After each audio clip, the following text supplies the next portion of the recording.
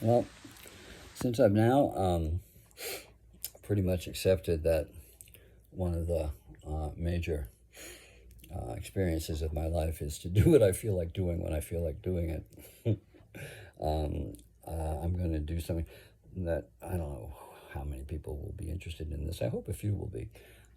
I got this, thank God for Facebook. I got this message from a woman in England, whom I will give you her first name. Her first name is Elaine, and she spoke to me as if we'd been talking, often through the years. But I didn't know who she was, and I tried to ask her without seeming rude. And it then came out that she had, in fact, I can say, what can I say? So that she apparently read something I had written about Quentin in London. I think she was living in London then, and she was very taken by it, and she got in touch with me and thought of me, I think, as one of his practicing flaneurs, that I was walking around with a hat too, and saying, "I want what you want," as I was walking down the New York streets. I told her that I did know Quentin, and I reminded her, I guess, of what I did with her. So it launched us into this wonderful conversation about England and New York, London especially, although she's living in the Lake Country now. And here's the thing I want to read, is what she began with, this interesting thing about the numbered streets in New York. She said, "That's what I wonder about New York. In 1,000 years, will the numbered streets have been given strange and obscure names by history or reputation, or will the layout and personality of small areas be layered in meaning and host to reputed hauntings like London?" Then she said, "I didn't realize until I read this brilliant book that London is sinking and is built on the sunken remains of much of Londinium." So I think she's sort of seeing the possibility of both of our cities going down. Anyway, the Peter Ackroyd, London Under, as was the name of the book. So here's my response. And I said truthfully, "Oh, I know of that book. In fact, I may even have it. But if so, I don't think I've more than looked into it. I do that with books. Having them is sometimes enough. I tell myself that the general large shift in me is toward writing, not reading, drawing, not looking at art, playing music, not listening to it. But I don't know, not really. I don't know how to describe myself. It's not about activity. Oh, so what do you like to do? I don't know. I like to be, I guess. I'm not unhappy." And then she had mentioned Camden Town, where she lived in, and that Richard and I had often gone to in London, because there was a bunch of antiques that are wonderful there. So I said, "I love Camden Town. I think of it mostly as the epicenter of marvelous old London things to buy. My partner Richard, whom Quentin knew and liked, had a passion for collecting.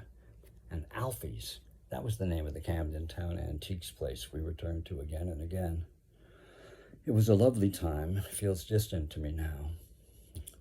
It's remarkable how the numbered streets in New York, which date from something like 1811, the idea and the plan for them that was then carried out, have absorbed such meaning. The human need for human specificity quickly saturated the numerical grid. Those numbers are dense with meaning now." And I said, "This is a lovely introduction to meeting and knowing you. I'm glad we've begun on it." As she says, "Thank you for all of this lovely sharing. I felt a little thrilled to know that the numbers have gained resonance. I wonder if anyone is documenting that. I hope they do, so outsiders can know a little more. Thank you, Guy." Then I sent her a picture of the book I've been reading, The Island at the Center of the World, which I talk about here. What's especially now this is me talking, writing. What's especially fascinating to me is that other people in the world don't already know what amounts to this lexicon of these numbered streets. New Yorkers somehow just expect that everybody already knows it. It's not exactly that we're provincial. I think it's that the intensity of New York is so much greater than virtually any other city, or any that I know, that not entirely without reason we expect the world to know us. How could they not? We're too radiant not to know. Something about Manhattan being crammed into this skinny island, and the numerical grid has become absolutely an essential part of its identity and language. The city is forbidding to every other inch of this country. You almost can't call it American. How very interesting to be reminded of this and to have my soul be rekindled by it. This city has always been on to some strange otherness. It doesn't exactly repel, but it so can't not be itself. It is so richly, inescapably itself, that it defines a sophistication so utterly its own, American maybe in its frankness, but as ingeniously excited about what it has produced in the business of being human. Think of the Broadway musical From Kern to Sondheim. Think of its architecture, which remains connected to its Western European roots, but has so taken those influences and quite brilliantly and quickly turned them to its own uses. I am finally reading a book I knew I would love and do, The Island at the Center of the World.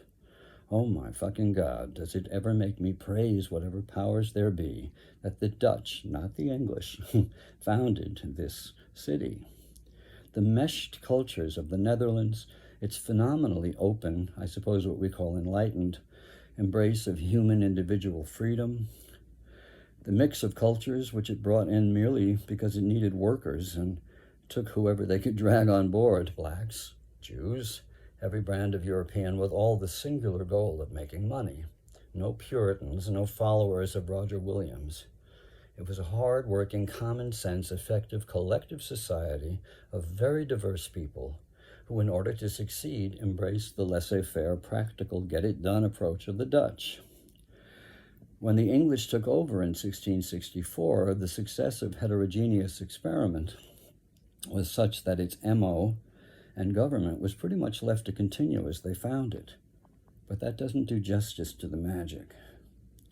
Devoted as they were to raking in the dough, a combination of the city's cultural diversity and its placement on the coast of the most perfect natural harbor, its geographical and meteorological position midway between the cold north and the hot south, promising navigable weather, and the Hudson River to which the island of Manhattan gave access, making it possible, especially after the invention of the steamship in 1811 or whenever, to enter into the center of the continent, to give furriers, et al., a perfect launch back into a harbor where they could sell their stuff and send it back to Mother Europe. The implacable Dutch midwifed all that, and New York's value was very nearly instantly appreciated around the globe. But even this was not the magic. From the start, New York became a magnet for the rich, and after the Revolution, these were the cultivated rich, getting richer, and competing with themselves to build a cultural capital that soon rivaled London.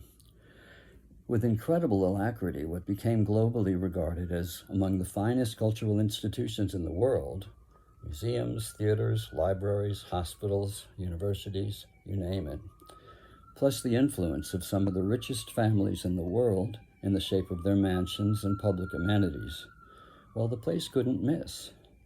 That this success, as with London, also bred untold horrors of a huge number of the abused poor, was not missed by New Yorkers, and given the tenor of mid and late 19th century morality, an American version of Victorian values, even this was impressively, if bumpily, turned around. But the magic to me is that these advances were somehow the product of sheer business success. New York was established as a supreme moneymaker, but almost immediately this produced one of the most culturally sophisticated societies in the world. Compare this to Chicago, which also got rich, but in many ways dropped the cultural ball. Not that it didn't raise the bar, but, to this day, walk through Chicago and see what you think. It's like it's missing whole organs of the body that New York has always had. It's simply one of its kind. No wonder it made Quentin happy. I know it's like me getting up on a soapbox and stuff, but, when there's an occasion to laud this city, and it's this kind of fresh one, with this wonderful English woman, Elaine, you take advantage of it. You even sometimes record it and put it on Facebook. You may not be too pleased with that, or maybe it was not too bad, too whatever. I never know how to end these things, so I was like, goodbye.